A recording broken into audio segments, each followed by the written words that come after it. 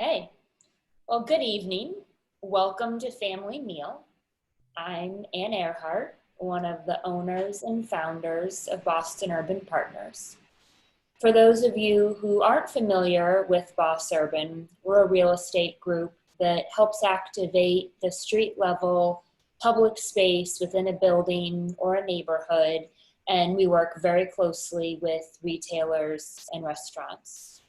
Community is a major part of our platform, both in the places we create for people to come together and gather, and our commitment to giving back to a community that's been really wonderful to us. This family meal series came about as a way to honor our sense of community, even though we're all remote. We're putting this series on to benefit No Kid Hungry, an amazing organization that's currently working to provide healthy meals to children who have lost access in the pandemic, and we're going to talk a lot about No Kid Hungry this evening. We're about halfway through the series, and I'm proud to announce we're about halfway to our $10,000 fundraising goal. Thank you to everyone who has donated so far, and if you like the program, please, please, please forward it on to family, friends, coworkers, anyone in your network who you think would enjoy it. We're so lucky tonight. We have Chef Jody Adams joining us. I'm going to turn it over to Sean Griffin, our Director of Hospitality, to introduce Jody and kick off our show. Thank you all for watching, and thank you, Jody, for being with us tonight. Thanks so much, Ann. Welcome back, everybody. For those of you joining us for the first time, welcome to Family Meal. For those of you who were here last week, you may have noticed something different. Yes, I did get a haircut after 12 weeks of being in quarantine. I got to say, tonight I am particularly excited for our guest chef I have known for almost 20 years now. She is a friend, a mentor, a business partner, and more importantly, she has been connected to No Kid Hungry long before I was in the restaurant business. Whenever I talk to Billy Shore, he always mentions Jody, Gordon, Andy, as part of the original chefs here in Boston that were such big supporters of No Kid Hungry going so far back. So welcome, Jody. Thanks for having us in your kitchen tonight. Oh, thanks for inviting me, Ann and Sean. You're in my neighborhood.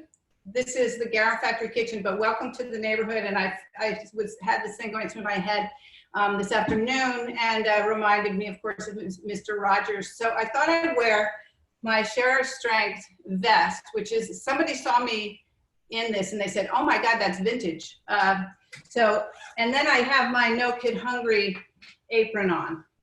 So very on brand. Not cold enough to need a vest, but just a little bit of introduction. So thank you. So Jody, how did you originally get connected with No Kid Hungry? I was working for Gordon Hammersley at Hammersley's Bistro, and Gordon was asked to participate in No Kid Hungry events. Or at that time it was Share Our Strength. And I was a sous chef, and I did what Gordon told me to do and fell in love with the organization. Years later, and we participated in all of the taste events and anything that was asked of us. The work that they did was so amazing. And I remember when I was pregnant with Roxanne, I was invited to do a dinner in New York at Gramercy Tavern by Chef Tom Colicchio. So Roxanne is 24, so a long time, 30 plus years. Yeah, incredible. Jody introduced you to the organization. You introduced me to the organization. Hopefully I'll be able to pay it forward and introduce many more in the future. So, Jody, I gotta say it's been a rough couple of months for the restaurant business. Tell me what's happening in the restaurants right now. Takeout, folks are getting ready to to reopen. Yeah. Yeah, tell me what's going on. As you all know, we we get our information at the last minute. So we did everything that we could to prepare. All kinds of chefs have been talking to each other and been advocating for the business. We closed on March 14th, closed everything. We reopened one of the Salonikis in Fenway and did takeout. And we started doing meals for frontline healthcare workers and restaurant workers from Porto with off their plate back in March as well. So that's what we've been doing at Porto. Trades remains closed. The Saloniki at Harvard has opened and we're waiting on MIT. So we're sort of taking the temperature of the neighborhoods to see how things go. We were told on Saturday that phase 2 was in stage 1 of phase 2, or however it's being phrased, and people could serve on patios. So Porto has an amazing patio, and our landlord was very generous in helping us figure out how to expand our patio. So as you know, Sean, we're going to double the size of the patio, and I think Alyssa opened it up for reservations yesterday or day before yesterday, and they're booked. So yeah. Social distancing, 6 feet apart. We're being very careful, but we're hopeful that it never rains. Yeah, incredible. Yeah, it's quite a wild time. What else have you been doing in the last 3 months now? Is it? I've seen a lot of posts from the garum factory recently. I think you're doing one of the dishes tonight from your blog. Yes. Mm-hmm. Well, we decided after a week of sitting around that we should get up and get going and kick off the garum factory. We hadn't done it, I think, in 4 years. So it was a lot of fun. Ken and I are stuck here in the house together. Our children are not here, so we had plenty of time. And it's been a great community thing to be doing, to be reconnecting with people around the world who followed us, and to be able to talk about what's going on in the world. Everybody is dealing with the same thing, and I think there's a feeling of exhaling, in terms of COVID-19 and the restrictions. So that feels good. Of course, we're dealing with the terrible result of the death of a murder of George Floyd and the demonstrations and things like that. And that's another huge part of what America has to heal from. But I've spent a lot of time thinking about what restaurants need and working with other restaurants to advocate for restaurants. We were the hardest hit, greatest number of unemployed. We were closed quickly, fast. You can't do anything in restaurants remotely except some takeout, but that really didn't do much. So, and I have thought about this a lot, and that is that as a active participant in Share Our Strengths efforts and No Kid Hungry, I have learned how to be an advocate. I've learned how to pick up the phone and send a letter and advocate for, certainly for ending childhood hunger, and now for restaurants, independent restaurants. So thank you to Share Our Strength for that. Yes, absolutely. All right. So tell us what we're cooking tonight. I think I see a piece of salmon there on your cutting board. Yes. So This is the simplest, super slow cooked salmon, and we have a lot of time in these past couple of weeks. We've had a lot of time, and I was thinking about slow cooking, and came across a recipe that Paula Wolford actually had published in the New York Times back in the 90s.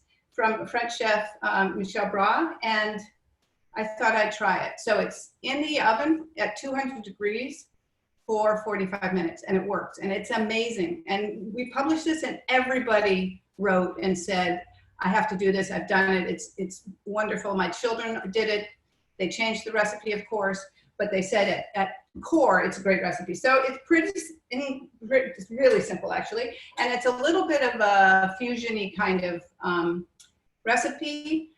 I love miso, and I've discovered working with miso at Porto, and we have a Brussels sprouts recipe that has yogurt, miso, seaweed in it that was introduced to me by another chef who work there, and it's amazing. So I've really gotten to have a lot of fun cooking with miso in all kinds of ways. And so this one is essentially a miso vinaigrette.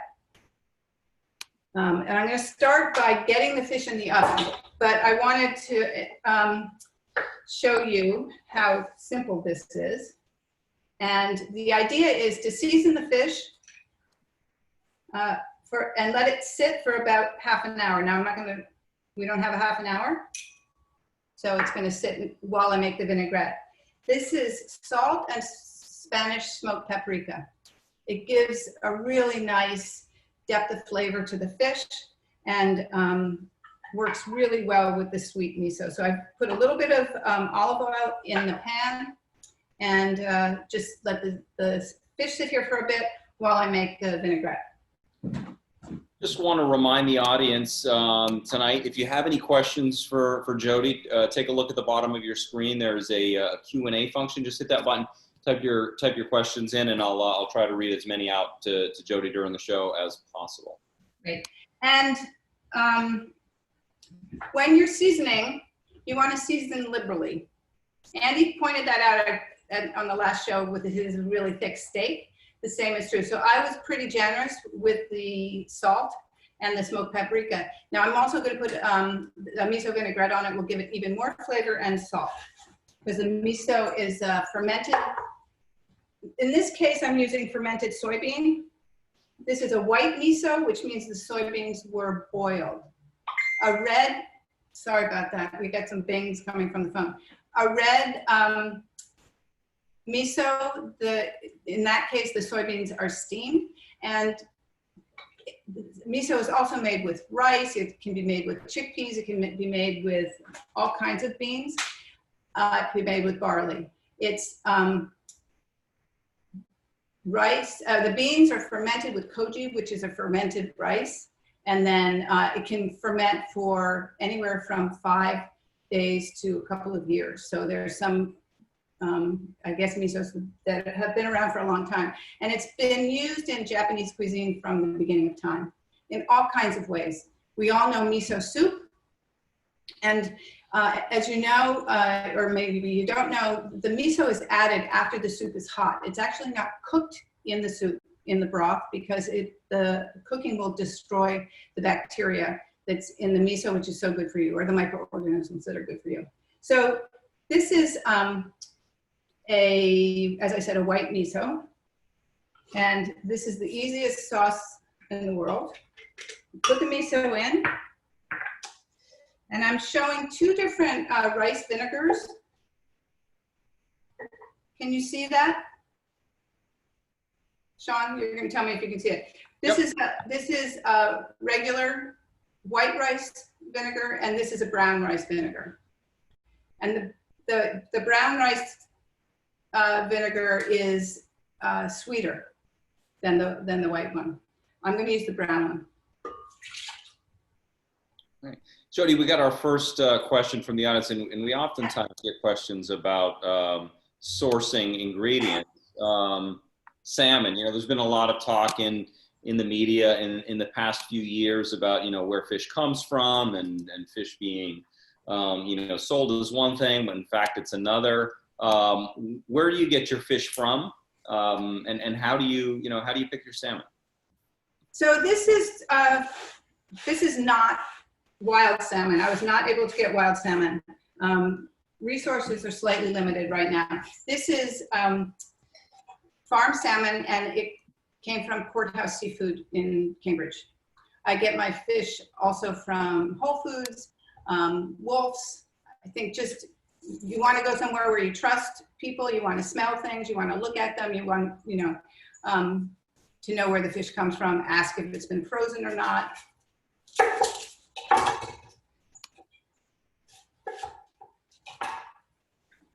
And, ideally we would all be eating 100% wild fish, but that's could be problematic. Our fisheries have been overfished, and we have to be careful. Know what whether a fish is endangered or not. You can look it up on the Monterey Fish tracker for that.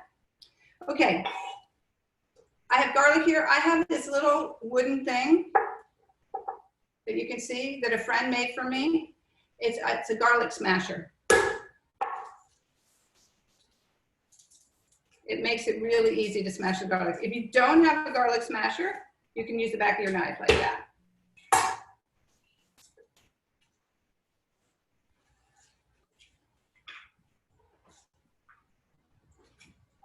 And this doesn't have to be super finely chopped because I'm going to put it in the blender with the rest of the ingredients.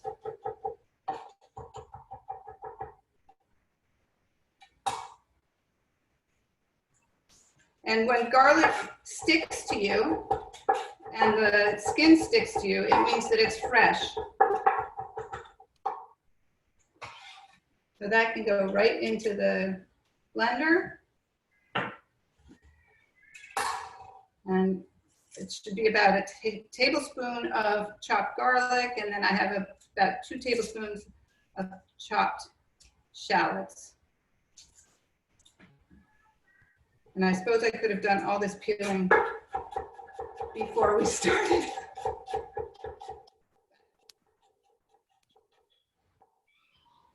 So the recipe is for this vinaigrette is 3 tablespoons of miso, 4 to 5 tablespoons of rice vinegar, depending on how acidic it is, a tablespoon of garlic, 2 tablespoons of shallots, and about a cup of olive oil.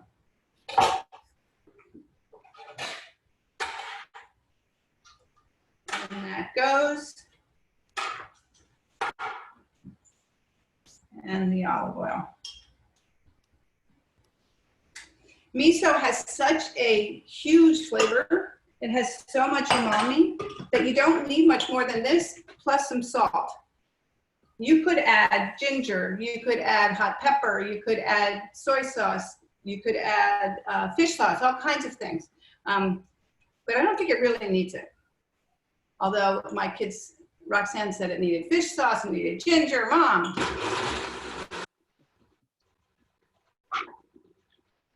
Who is she to criticize the chef? My gosh.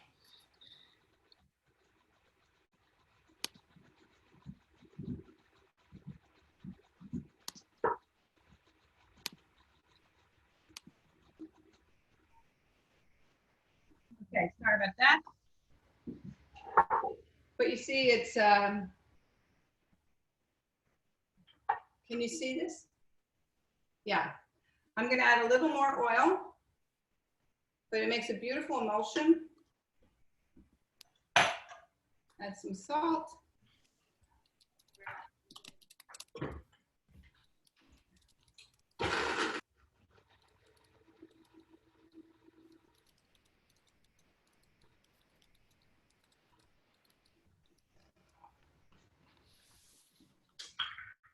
Got a special guest in the audience tonight, Tanya Nyack from HGTV, and spokesperson for No Kid Hungry. How are you tonight, Tanya?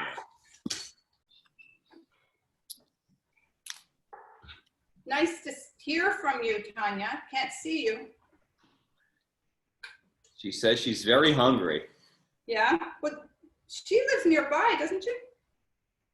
Yeah, very close to you, actually. I think she's on the Milton.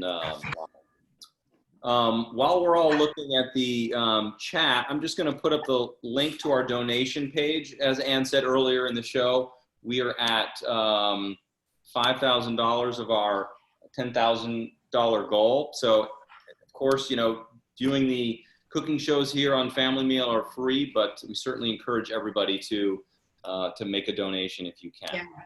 They're doing amazing work right now. They've had to increase their efforts. They advocated for emergency SNAP benefits to be extended. They're ensuring that there are meals at schools and in YMCAs all over the city, all over Massachusetts, all over the country, actually. So I took a little bit of the vinaigrette and just smeared it on the fish. And then this goes in the oven. Now, you're not going to be able to follow me, but it goes into a 200-degree oven. And on the stove,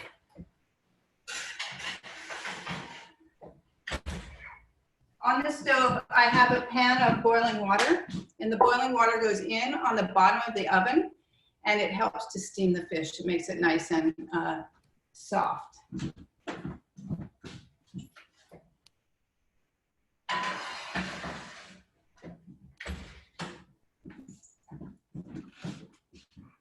And I'm just going to. Now, is that one of those magic ovens, Jody, where you put the fish in 1 minute and a few minutes later it's done? Yeah, I have one of those ovens. It's sort of like 3D printing, you know. You just punch in the numbers and you get extra. Okay.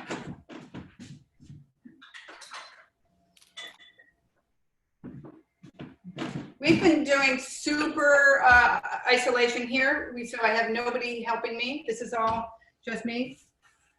I mean, Ken is, but he's upstairs making sure that that I sound right, I guess.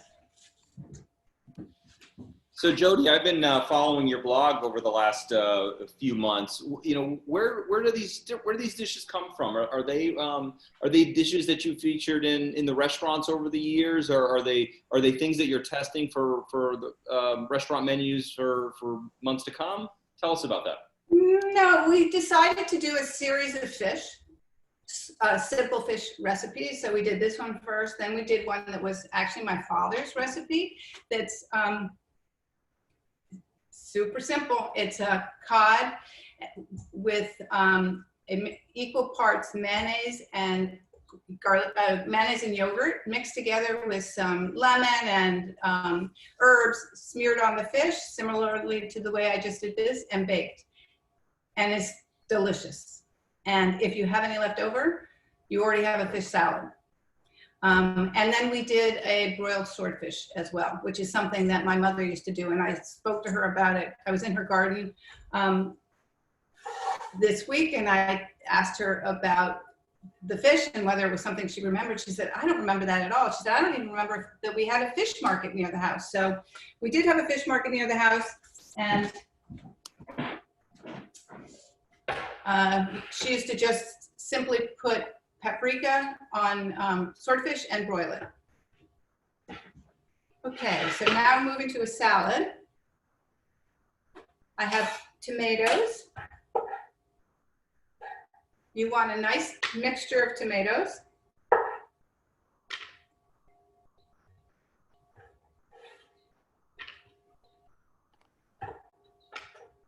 Cut them in different shapes. I think I lost everybody. No, we're still. Oh, you're there. Okay, good. I can't see anybody. It was so weird. Yeah, I think we maybe lost one camera angle, but I think we're good. It's back now. Okay. I just can't see you anymore. Okay. So tomatoes and got to put an edge on your knife. If you can't slice a tomato with a knife, it's not sharp enough.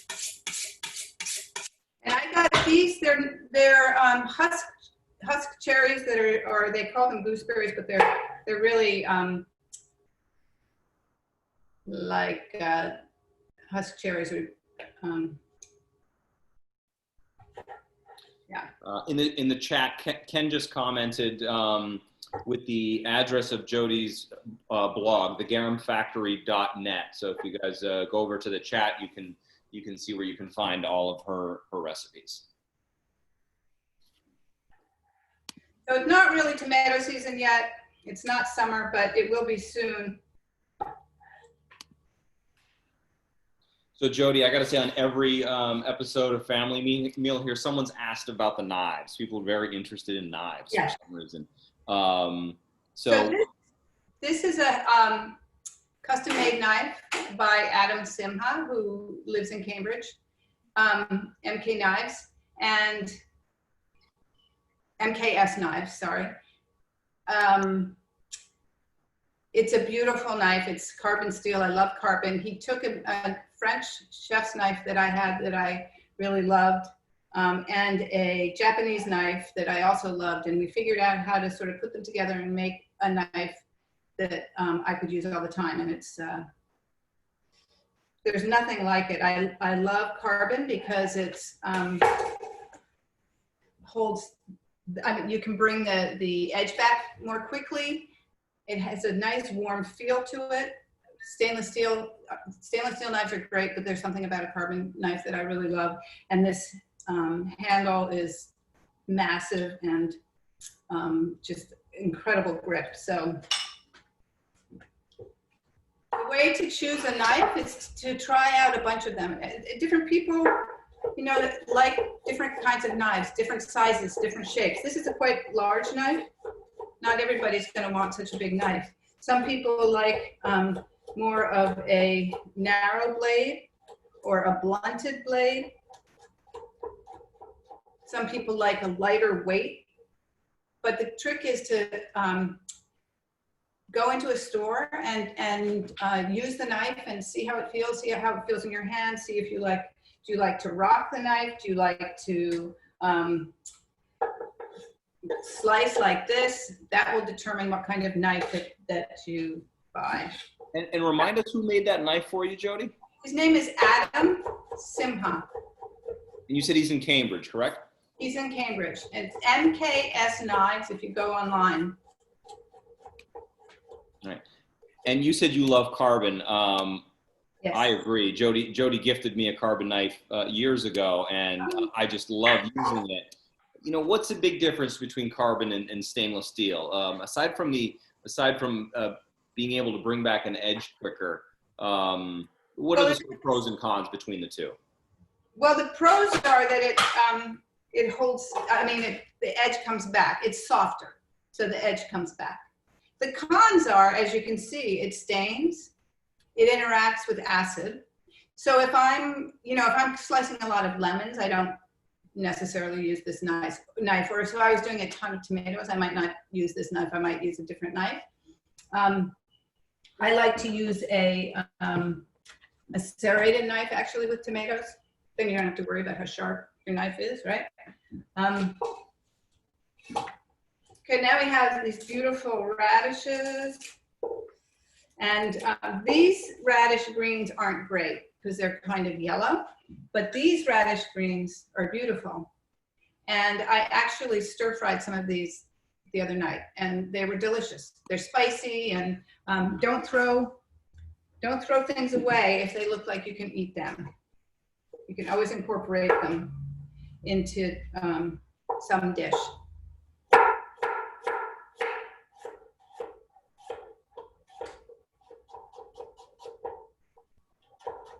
If you get nervous when you're slicing something round, just cut it in half.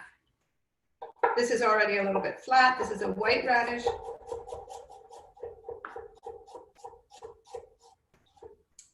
And then we have sort of a pink one.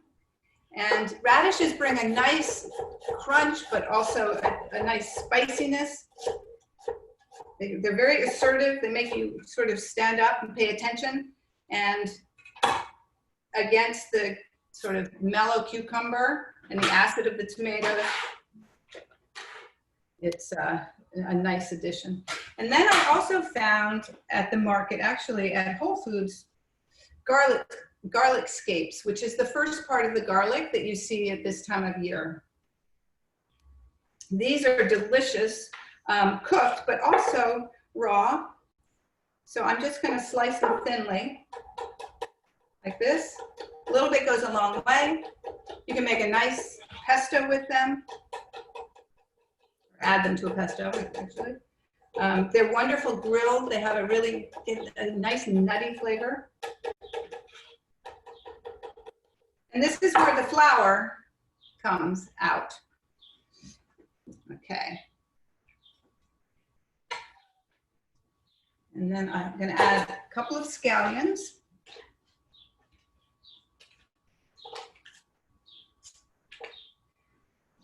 Now, if you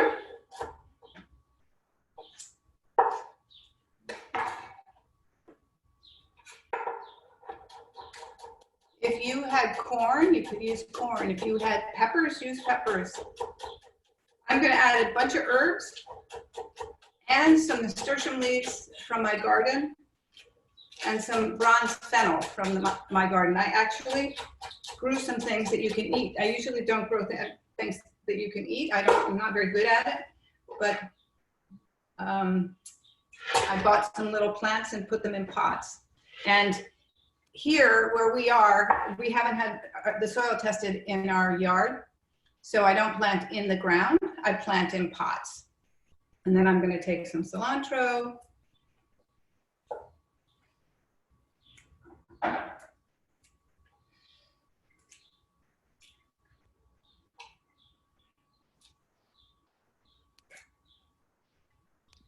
Now, Jody, I'm noticing with the cilantro, you just sort of you're ripping it up. Do you need to get just the leaves with the cilantro, or can you kind of put the whole thing in there?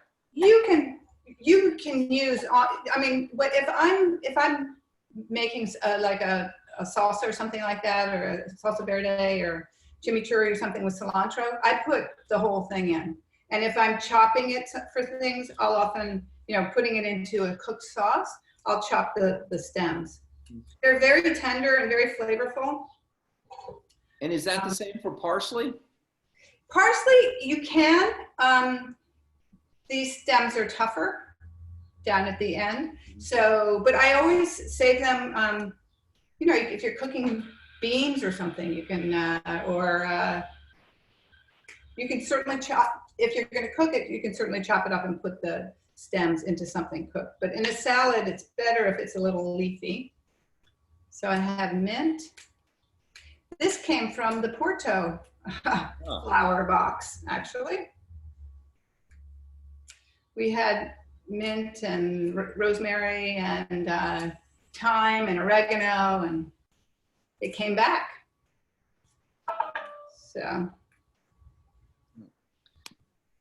So Jody, another question from the audience here. Yes.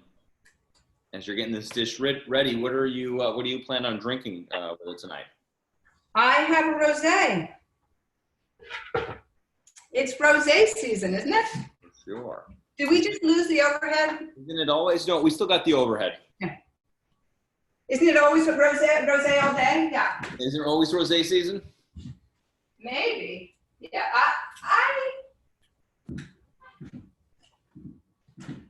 I wouldn't say all year long, but warm weather. Okay, so these are nasturtium leaves. They're spicy, they're delicious. You can eat them. You can eat the flowers as well. And where can you find those, Jody? Is that something I'd see at Whole Foods, or I have to go to special? So I don't know that anybody's going to sell. I mean, if you have a farm share, if you go to the farmer's market, you might find them. But go to Allendale Farm or go to a farm stand and buy a little nasturtium plant and plant it yourself. It grows really fast. And if I can do it, you can do it. Okay, and then I have bronze fennel, which is also beautiful. That's going in. Okay. I don't even know what time is it? Just past 6 o'clock. So are we ready? Yeah, let's do it. Okay. Can I, 1 minute? Can I do one thing? Yeah. Okay. So I wanted to show people the different misos. This is the one that I used, sweet white miso. And that's made with, as I said, with soybeans. This is a zucchini bean miso. And this one is brown rice miso. So you can make, miso is made with all kinds of things. And you could actually make miso yourself. I've never done it, I have to say. And this is another miso that, and all of these came from Whole Foods. I'm not plugging Whole Foods, it just happened to be where I went. This is called Mellow White. This is also soybean. And they all taste different. Some have more acid, some have more sugar. No sugar is added, it's just the process.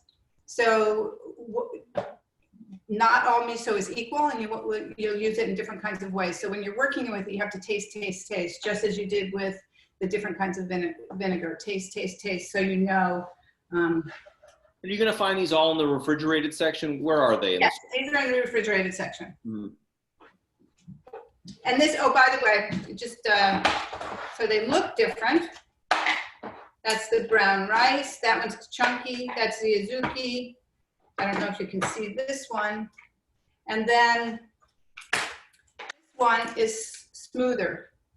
So it's pureed more. These are nice and chunky, and it depends on, I guess, the tradition of where they come from, what region, who makes them. Everybody has a different recipe.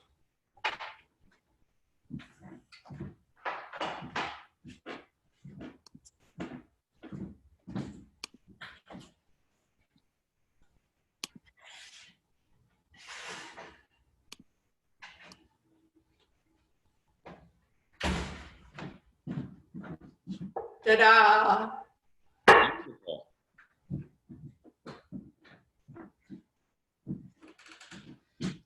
Looks great, doesn't it? And you can tell that it's done. You can see over here where the albumin has come up from the fish. You know that it's done. I can feel it. It springs back. It's probably about 120 degrees inside. And so when you're slow cooking this, Jody, are you going to bring it to a medium rare as well, or will it? Yeah, it's more like a medium rare Mm-hmm. than medium or medium well. But I'm gonna let it rest for a minute. Does everybody have their wine? Should I get my wine? You get your wine.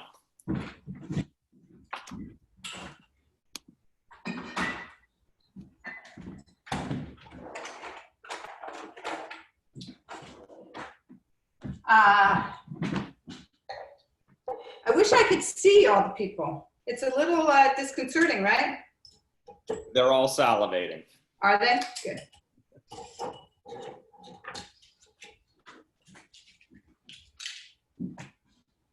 Sean, what's your favorite rosé?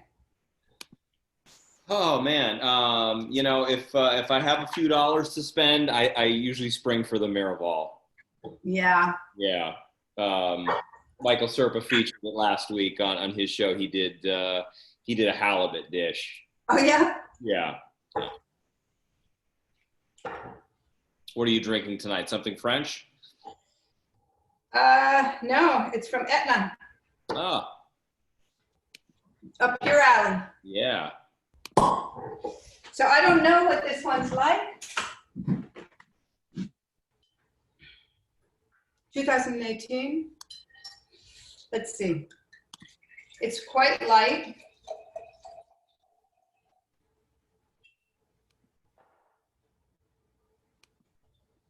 Cheers, everyone. Cheers, Jody.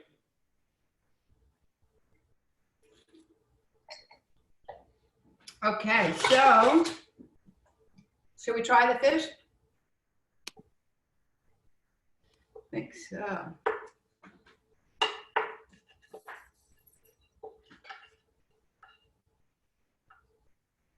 See how beautiful that is?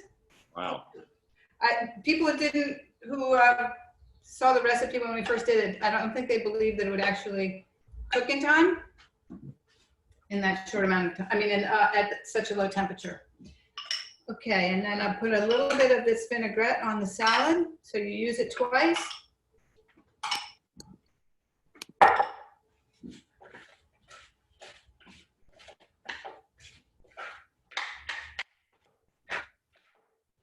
Doesn't that look great? How lucky are we that we have all these beautiful vegetables?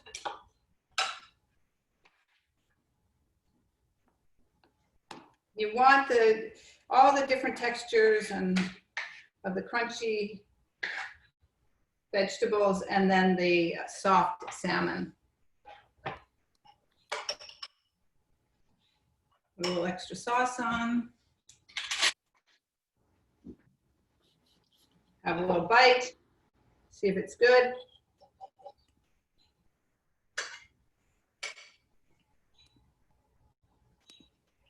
Mmm,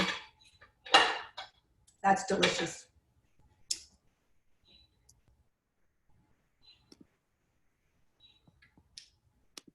And this is nice. It's light and lean. It's not a super rich rosé, and it certainly isn't sweet. So it's a beautiful combination. That's great. Thank you, Jody. That's beautiful. Any other questions from the audience before we say goodnight to Jody?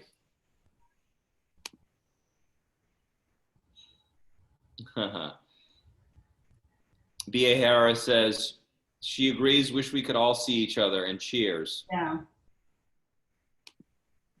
So cheers to all of you. Thank you. Thanks for coming to my kitchen. And thank you for supporting Share Our Strength and No Kid Hungry. They're doing amazing work. And we're all right now thinking about George Floyd's family and all of the people who are in such pain. And we will, look for healing and speaking out about the importance of recognizing racism in our country. It's hard not to at least mention that tonight. And I just wanted to read something that Billy Shore, who is one of the founders with his sister of Share Our Strength, if you don't mind. This is a quote from him. Even though it may seem implicit in who we are, as in Share Our Strength, we must say out loud, the killing of an unarmed Black man and every other manifestation of racism is unacceptable. For those who don't think that's the business of an anti-hunger organization, we must also say out loud, it is the business of all human beings. So I want to thank Billy and his wife, Rosemary, and his sister, Debbie, and all the people at Share Her Strength who have been, for me, over the years, a North Star when I look out to and ask the question, what can I do? They've taught me that, No Kid Hungry is about all kids, and all kids are our kids, and we need to take care of them. So thank you all for taking time today to come to this cooking class, this family meal. We are so fortunate to all have this and have a meal to share, and we also need to take care of the people who are in need. So thank you. Thank you so much, Jody. Really appreciate that. Man, incredible words there from Billy Shore. Thank you for sharing something we all need to hear right now. Well, that concludes the third episode here of Family Meal. I want to thank everybody who came out today. Again, please look in the chat. You can find our link for donations. We're halfway to our goal of $10,000. Next week, we got Joanne Chang. Again, 5:30 on Sunday night. She's going to be doing some of her famous pork dumplings from Myers and Chang. Wow, that's great. Look forward to that. So again, Jody, thank you so much. Thank you for having us in your home. Ken, I know you're back there somewhere. Thanks for the support. Hopefully you enjoy that wonderful dinner tonight. And Jody, I know I'll see you very soon. See you tomorrow. Yeah, that's right. Thank you, everyone. Have a great night.